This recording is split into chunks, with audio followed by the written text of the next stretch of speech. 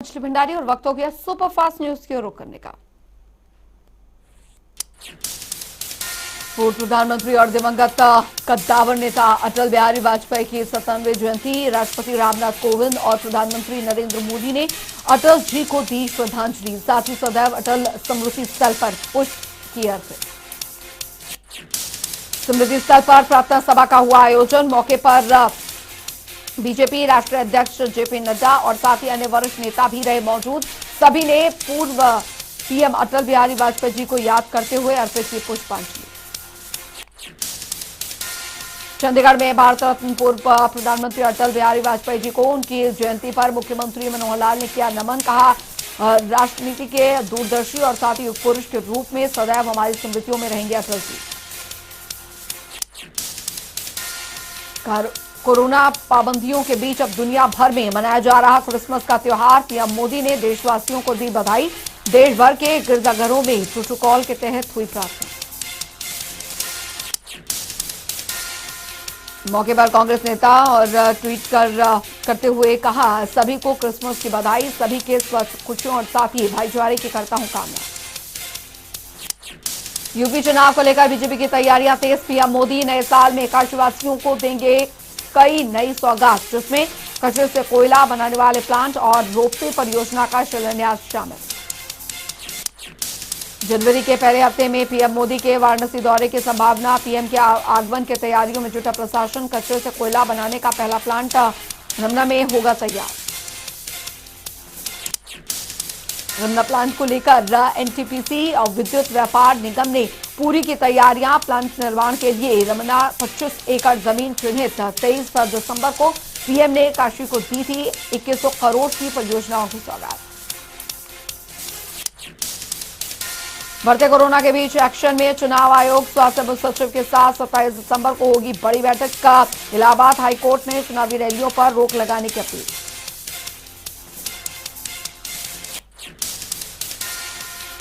उधर विधानसभा चुनावों से योगी सरकार ने सूबे के युवाओं को दी बड़ी राहत। सहायक शिक्षा भर्ती में प्रभावित आरक्षित वर्ग के अभ्यर्थियों की भर्ती करने का लिया निर्णय। राज्य के बेसिक शिक्षा मंत्री डॉक्टर सतीश द्विवेदी के मुताबिक 17,000 रिक्त पदों पर नई भर्ती 29 दिसंबर तक तैयार कर ली जाएगी सूची। 5 जनवरी तक अभिलेखों का होगा परीक्षण। उत्तर प्रदेश चुनाव के लिए गृह मंत्री अमित शाह का 10 दिनों में 7 बार यूपी आने का प्लान। प्रयागराज से अमित शाह ने की दौरे की शुरुआत। 4 जनवरी तक यूपी दौरे पर रहेंगे अमित शाह। आपको बता दें कि दौरे के दौरान 3 रोड शो भी करेंगे गृह मंत्री। अयोध्या में रामलला के दर्शन करने के बाद अयोध्या में रोड शो करते हुए गोरखपुर जाएंगे गृह मंत्री। चुनाव को देखते हुए गृह मंत्री अमित शाह का दौरा काफी अहम। जाति और सामाजिक समीकरणों को ध्यान में रखकर तैयार किया गया प्लान। अब 20 से ज्यादा जनसभाओं को संबोधित कर सकते हैं संबोधित। देश में कोविड मरीजों की बढ़ती संख्या को देखते हुए सीएम योगी सतर्क। सीएम ने क्रिसमस और नए साल के जश्न पर भी सख्ती बरतने के निर्देश। साथ ही प्रदेश के सभी डीएम को किया अलर्ट। सीएम ने कहा कि सार्वजनिक स्थानों पर कोविड प्रोटोकॉल का पालन अनिवार्य। साथ ही टेस्ट और ट्रीट की रणनीति से कोविड को नियंत्रित करने में मिली कामयाबी। नए वेरिएंट ओमाइक्रोन की दहशत के बीच अब योगी सरकार ने लिया बड़ा फैसला। प्रदेश में नाइट कर्फ्यू का ऐलान। शादी बारात के आयोजनों में कोविड प्रोटोकॉल के साथ 200 लोगों की अनुमति। सीएम योगी ने उच्च स्तरीय टीम मानव को दिए दिशा निर्देश। सड़कों बाजारों में हर किसी के लिए मास्क अनिवार्य। बस, रेलवे और एयरपोर्ट पर अतिरिक्त सतर्कता बरतने के निर्देश। उत्तराखंड में हरक सिंह रावत का इस्तीफे को लेकर दरअसल मची सियासी उथल पुथल। बीजेपी ने मंत्री हरक सिंह रावत और विधायक उमेश शर्मा मनाया। सीएम पुष्कर सिंह धामी ने रूठे हरक सिंह रावत की नाराजगी की तो। मेडिकल कॉलेज खोलने को लेकर थी हरक सिंह रावत की नाराजगी। सीएम ने देर रात मेडिकल कॉलेज जल्द खोलने को लेकर दिया आश्वासन। कोटद्वार में मेडिकल कॉलेज के लिए 10 से 20 करोड़ रुपए अनुदान राशि जारी करने का फैसला। उत्तराखंड में हरीश रावत की अगुवाई में विधानसभा चुनाव लड़ेगी कांग्रेस नेताओं के साथ राहुल गांधी की बैठक में लिया गया फैसला। कांग्रेस हरीश रावत को औपचारिक रूप से नहीं बनाएगी मुख्यमंत्री का चेहरा। बैठक के बाद प्रदेश अध्यक्ष गणेश गुर्दियाल ने दी जानकारी। कहा, हरीश रावत के नेतृत्व में चुनाव लड़ेगी कांग्रेस, बाद में होगा सीएम का फैसला। पूर्व सीएम हरीश रावत ने कहा, कांग्रेस प्रदेश के पास सीएम तय करने का अधिकारी और चुनाव के पता चलेगा कौन होगा सीएम। मौके पर पूर्व सीएम हरीश रावत ने सरकार पर साधा निशाना। कहा, बीजेपी को हमारे हर कदम से दिक्कत। हरीश रावत ट्वीट कर जाहिर की थी चिंता। पंजाब के किसानों को मिला न्यू ईयर का गिफ्ट, 2 लाख तक का कर्ज होगा माफ। पंजाब की चरणजीत सिंह चन्नी सरकार ने किया ऐलान। बता दें आपको कि सीएम चन्नी ने कहा कि लगभग 2 लाख परिवारों पर होगा 2000 करोड़ रुपए का खर्च। 5 एकड़ जमीन वाले किसानों का 2 लाख तक कर्ज होगा माफ। उत्तर प्रदेश विधानसभा चुनाव के पहले आईटी विभाग की ताबड़तोड़ छापेमारी। अखिलेश यादव के करीबी कारोबारी पीयूष जैन के घर आईटी का छापा। इतना मिला कैश की नोट गिनने के लिए मंगवानी पड़ी मशीन। मौके से 177 करोड़ बरामद होने की जानकारी। छापेमारी के बाद इमारत को किया गया सील। कागजात और आयकर का ब्यूरो छुट्टी में आईटीपी। पीयूष जैन ने 1 महीने पहले समाजवादी नाम से इत्र किया था लॉन्च। परिवार के लोगों को घर में बंद की गई पूछताछ। राजधानी दिल्ली ने वैक्सीनेशन में हासिल की बड़ी उपलब्धि। दिल्ली में 100% लोगों को लग चुकी वैक्सीन की पहली डोज। सीएम केजरीवाल ने ट्वीट कर दी जानकारी। का राजधानी के पात्र 148.33 लाख लोगों को दी जा चुकी है कोविड वैक्सीनेशन की पहली खुराक। ओमाइक्रॉन के खतरे के बीच अब दिल्ली समेत उत्तर भारत में सर्दी का कहर। दिल्ली से सटे इलाकों में प्रदूषण का कहर बढ़ा। राजधानी दिल्ली में निर्माण कार्य पर लगी रोक हटने के महज 4 दिन बाद ही एक बार फिर से लोगों का घुटने लगा दम। दिल्ली में एक्यूआई फिर से खतरनाक स्तर पर पहुंचा। एक्सपर्ट्स ने दी घर में ही रहने की सलाह। दिल्ली से सटे नोएडा का और भी बुरा हाल। नोएडा में 570 पहुंचा एक्यूआई। लोगों को सांस लेने में हो रही काफी परेशानी। भारत में तेजी से फैल रहे ओमाइक्रॉन को लेकर केंद्र सरकार सख्त। केंद्र ने सभी राज्यों और साथ ही केंद्र शासित प्रदेशों के लिए एडवाइजरी की जारी। भारत में तेजी से फैल पसार रहा कोरोना का नया वेरिएंट ओमाइक्रॉन। देश में संक्रमित मरीजों का आंकड़ा 400 के पार। भय के साए में जी रहे लोग।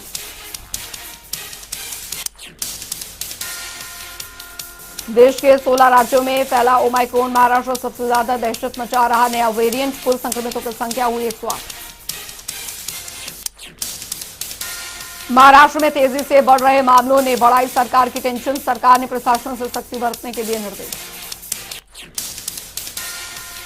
दिल्ली में ओमाइक्रॉन के 79 केस, तेलंगाना में 38, तो वहीं कर्नाटक में 31 और राजस्थान में 22 केस। हरियाणा में भी ओमाइक्रॉन का कहर। प्रदेश में कुल केसेस हुए 4। फरीदाबाद और करनाल में एक मामला। बढ़ने मामलों को देख सरकार और स्वास्थ्य विभाग वाले।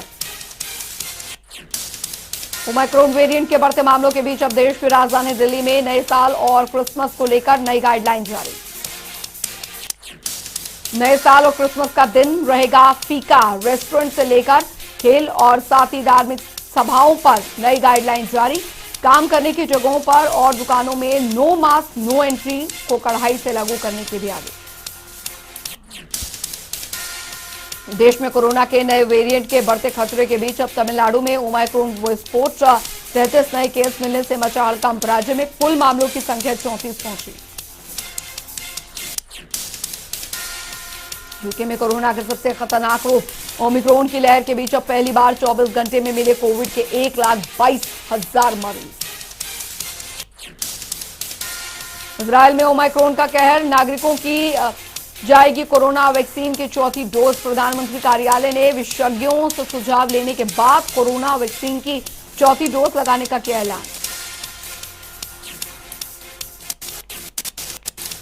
देश में जारी है कोरोना का कहर। अब तक 27 करोड़ 80 लाख से भी ज्यादा केस है सामने। 24 करोड़ 50 लाख से ज्यादा मरीज रिकवर। मौत का आंकड़ा 54 लाख के पार। देश में 24 घंटे में 7,189 नए केस आए सामने, तो वहीं करीब 8,000 से ज्यादा मरीज हुए ठीक। एक दिन में 387 लोगों ने तोड़ा दम। एक्टिव केसों की संख्या 77,000 के पार। भारत में 3 करोड़ 48 लाख से भी ज्यादा कोरोना के केस। अब तक करीब 3 करोड़ 42 लाख से भी ज्यादा मरीज ठीक। कुल मौतों का आंकड़ा 4,79,000 के पार। दिल्ली में कोरोना के 180 से ज्यादा नए मामले आए सामने। कुल मामले 14,42,000 के पार। एक्टिव केसों की संख्या 684 से ज्यादा। मौत का आंकड़ा 25,000 के पार। महाराष्ट्र में कोरोना के 1,201 नए मामले। कुल संक्रमितों की संख्या 66,53,000 के पार। 11,000 से ज्यादा केस अभी भी एक्टिव। पश्चिम बंगाल में आए कोरोना के 516 नए केस। कुल मामले 16,29,000 के पार। 16 लाख से ज्यादा मरीज ठीक। मौत का आंकड़ा 19,000 के पार। उत्तर प्रदेश में कोरोना के 49 नए मामले। कुल संक्रमण का आंकड़ा 17 लाख के पार। एक्टिव केसों की संख्या 266 से ज्यादा, तो वही मौत का आंकड़ा 22,000 के पार। बिहार में 24 घंटे के भीतर कोरोना के 9 नए केस। कुल मामले 7 लाख के पार। 82 से ज्यादा केस अभी भी एक्टिव। मौत का आंकड़ा 12,000 के पार। हरियाणा में 44 नए कोरोना केसेस। कुल आंकड़ा 7,72,000 के पार। अब तक 7,61,000 से ज्यादा मरीज रिकवर। 295 केस अभी भी एक्टिव। मौत का आंकड़ा 10,000 के पार। हिमाचल में पिछले 24 घंटे में 30 नए मामले दर्ज। कुल संक्रमितों की संख्या 2,28,000 के पार। 405 से ज्यादा केस अभी भी एक्टिव। मौत का आंकड़ा 3,854 के पार।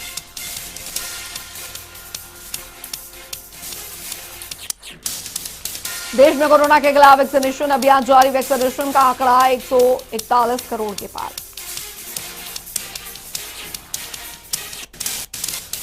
जम्मू कश्मीर के शोपिया में आतंकवादियों और सुरक्षा बलों के बीच में मुठभेड़ में 2 आतंकी हुए ढेर। मारे गए आतंकवादियों के पास से गोला बारूद बरामद। सेना इलाके में चला रही सर्च अभियान। इससे पहले जिले में सुरक्षा बलों और आतंकवादियों के बीच हुई थी मुठभेड़। मुठभेड़ में हिजबुल मुजाहिदीन का एक आतंकवादी हुआ था ढेर। लुधियाना ब्लास्ट केस में फॉरेंसिक का रिपोर्ट से खुलासा। धमाके में हुआ आरडीएक्स का इस्तेमाल। कोर्ट परिसर में आरोपी ने करीब 2 किलो आरडीएक्स का किया था इस्तेमाल। चंडीगढ़ में सीएम चरणजीत सिंह चन्नी ने धमाके में आरडीएक्स के इस्तेमाल की जताई थी आशंका। ब्लास्ट के बाद कचहरी परिसर की सुरक्षा चाक चौबंद। जांच के बाद ही कोर्ट में हो रही लोगों की एंट्री। गगनदीप के तौर पर हुई लुधियाना कोर्ट में हुए विस्फोट केस में मारे गए शख्स की पहचान। कोर्ट के रिकॉर्ड रूम को उड़ाना चाहता था गगनदीप। बड़े विस्फोट की थी प्लानिंग। जांच से हुआ खुलासा। भारत में कहीं ओस की बूंदें बनी बर्फ, तो कहीं माइनस में पहुंचा पारा। शीतलहर की चपेट में समूचा उत्तर भारत। पहाड़ों से लेकर मैदानों तक का हाथ कपाने वाली ठंड। राजधानी में 4 डिग्री तक लुढ़का पारा। हरियाणा में शीतलहर का कहर। शीतलहर की चपेट में दिल्ली एनसीआर के शहर। पहाड़ों पर माइनस में पहुंचा पारा। मौसम विभाग ने बारिश का जताया अनुमान। भीषण ठंड से बचने के लिए लोग अलाव का ले रहे सहारा। कई जगह प्रशासन रैन बसेरा जैसी सुविधाएं करा रहे उपलब्ध।